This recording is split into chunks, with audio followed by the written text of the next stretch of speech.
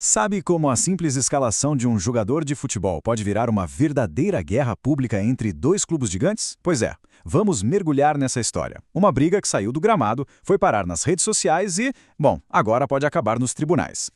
A grande questão é essa, né? Como é que a coisa chegou nesse ponto? Vamos entender direitinho o que rolou nos bastidores desse jogo super importante do Brasileirão, onde, no fim das contas, a maior disputa nem foi pela bola. Então, imagina a cena, 33ª rodada do Brasileirão. Um jogo tenso, valendo muito, entre Vitória e Botafogo. O clima já era de decisão, mas a maior surpresa mesmo não foi um lance ou um gol. Foi a lista de jogadores escalados um pouco antes da partida começar.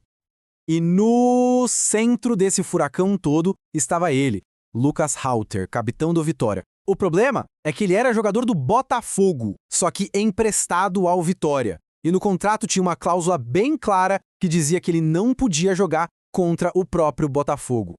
E a reação, olha, foi imediata. O mais impressionante é que a briga não esperou nem o apito final. Com a bola rolando, a treta explodiu nas redes sociais e virou uma troca de acusações ali, na hora. O primeiro a botar a boca no trombone foi o CEO do Botafogo, o Tairo Arruda. Ele foi direto ao ponto, sem medir palavras, dizendo que a escalação foi desrespeitosa e que não tinha acordo nenhum. Uma acusação bem pesada, feita ali em tempo real para todo mundo ver. Claro que o Vitória não ia deixar barato. Assim que o jogo acabou, o presidente do clube, Fábio Mota, rebateu. Na visão dele, desrespeito teria sido escalar o jogador na surdina, sem nem tentar conversar antes. Ok, mas vamos ao que interessa. O que dizia o contrato? O ponto central de toda essa confusão é uma regra super comum no futebol, que muita gente chama de cláusula do medo. Basicamente, ela impede que um jogador emprestado jogue contra o clube que é o verdadeiro dono do seu passe. E o contrato era bem específico, viu? Para colocar o Lucas Halter em campo, o Vitória teria que pagar uma multa de R$1 milhão. E foi esse valor, esse 1 milhão, que virou o grande pivô de toda essa confusão. Do lado do Vitória, a defesa é uma só. A gente tentou negociar. O clube garante que não agiu de má fé. A versão deles é que eles passaram a semana inteira tentando um acordo com o Botafogo, mas simplesmente não rolou. E o que o Vitória colocou na mesa?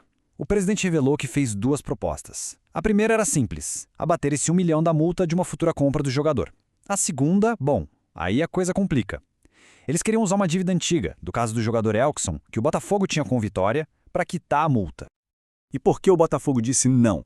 Para a diretoria do time carioca, as propostas do Vitória não tinham pé nem cabeça. Era como misturar alhos com bugalho, sabe? Uma coisa não tinha nada a ver com a outra.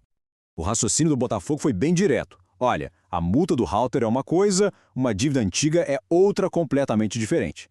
Eles argumentaram que essa dívida do Elkson já estava sendo resolvida na justiça e não podia de jeito nenhum ser usada para pagar a multa do jogo de agora. Eram duas contas que não se misturavam. Bom, no fim das contas, sem acordo, o Halter foi pro jogo. E as consequências desse impasse sobraram para todo mundo. O resultado em campo foi ruim pros dois e a briga fora dele estava só começando. O jogo acabou 0-0, um resultado que, na prática, não ajudou ninguém. O Vitória continuou ali, colado na zona de rebaixamento, e o Botafogo perdeu uma chance de ouro de entrar no G5, ou seja, toda aquela polêmica não serviu para dar vantagem a nenhum dos dois dentro de campo. E a história não acabou com o apito final, não. O Botafogo cumpriu a promessa e passou o caso para o seu departamento jurídico. A missão deles agora é cobrar oficialmente aquele R$1 milhão. A briga de palavras virou uma batalha judicial. E no fim, fica essa reflexão.